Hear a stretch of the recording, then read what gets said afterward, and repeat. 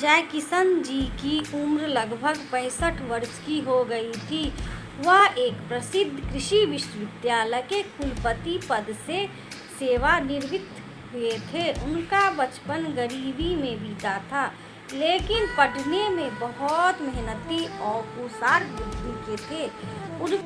उनको सरकार की तरफ से कृषि पर शोध करने के लिए विदेश में भेजा गया था। उनकी किताब आज भी कृषि विद्यालय में पढ़ाई जाती है। जय किशन जी की पत्नी को कैंसर था और उनके बचने की उम्मीद नहीं थी। उनको एक ऐसी औरत की तलाश थी जो उनके घर को संभाल सके। उनके चारों बेटियों की शादी हो चुकी थी और उनमें से 2 बेटियों टोरंटो में रहती थी। एक बेटा इंजीनियर, दूसरा डॉक्टर था और दोनों बेटों की शादी भी डॉक्टर लड़की से ही हुई थी और वे भी विदेश में ही रहते थे। मैं कभी नहीं देखा था उनको। हाँ, एक दिन मैं सुना कि कोई मेरे पापा से कहकर रहा था कि रात में जय किशोर जी का छोटा बेटा आया था और सुबह वापस चला गया। छोटी बेटी एक बार अपने पति बच्चों के साथ जरूर आई थी। हमने उनसे मिलने भी उनके घर गए थे। काफ़ी मिलनसार थे। 2-3 दिन बाद वापस अपने ससुराल चले गई और वह इस टोरंटो में चले गई। पत्नी की देखभाल करने के लिए कोई नहीं था, तो उनको एक ऐसी औरत की ज़रूरत थी जो उसकी देखभाल कर सके। अचानक एक दिन उनकी किसी रिश्तेदार एक विधवा औरत को लेकर आए और कहे कि यह सुशीला है, इसकी एक बेटी कविता। इसके ससुराल वाले ने इसको घर से निकाल दिया। यह अपने भाई यहाँ रहती है। जय किशन जी ने उसको अपने पास रख लेते हैं और वे सुबह अपनी बेटी को लेकर आती है और रात को वापस चली जाती।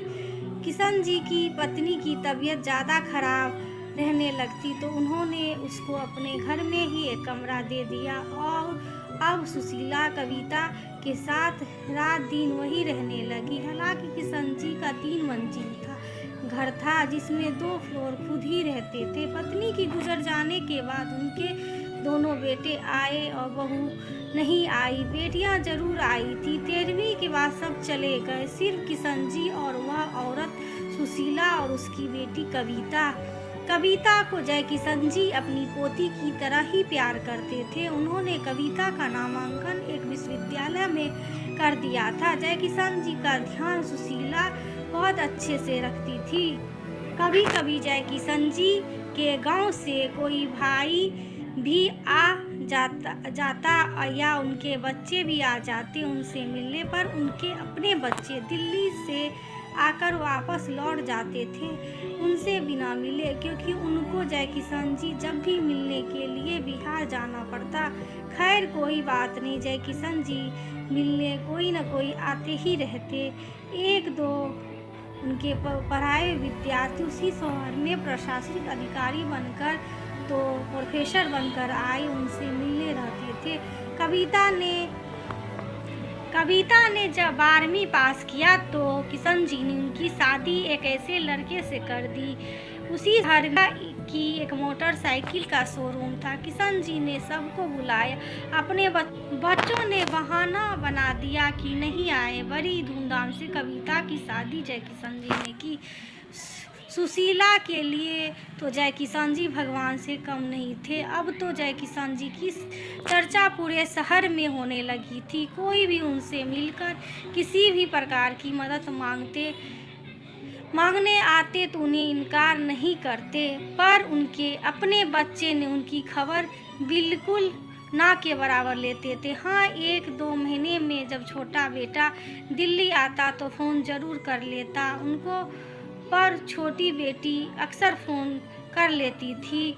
सुशीला उनकी सेहत का बहुत ख्याल रखती थी, पर ढलती अनेकों रोगों ने घेर लिया। जय किशन जी की तबीयत अब ज़्यादा खराब रहने लगती। तब कविता और सुशीला ने अपने पास बुला लिया। अब दोनों मिलकर उनकी सेवा करती। जय किशन जी ने अपने घर को सुशीला और कविता के नाम कर दिया ताकि उनके बाद सुशीला को भटकना ना पड़े।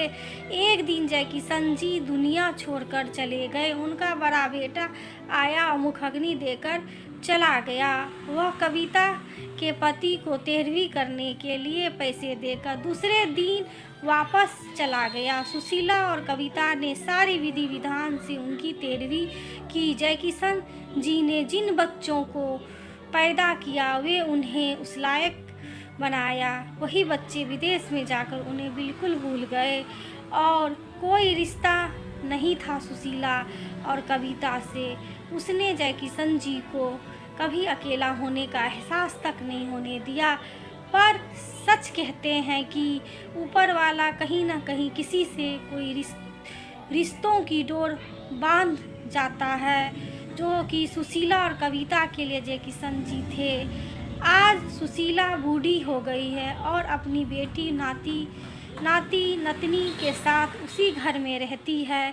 दोस्तों, ये कहानी आप सभी को कैसे लगी? यदि अच्छी लग रही हो दोस्तों तो लाइक, सब्सक्राइब और शेयर ज़रूर करना, और नए हो वीडियो पे तो सब्सक्राइब करना, जिससे मेरी वीडियो की नोटिफिकेशन आपके पास पहुंचे, आप वीडियो देख सको। वीडियो देखने के लिए धन्यवाद दोस्तों।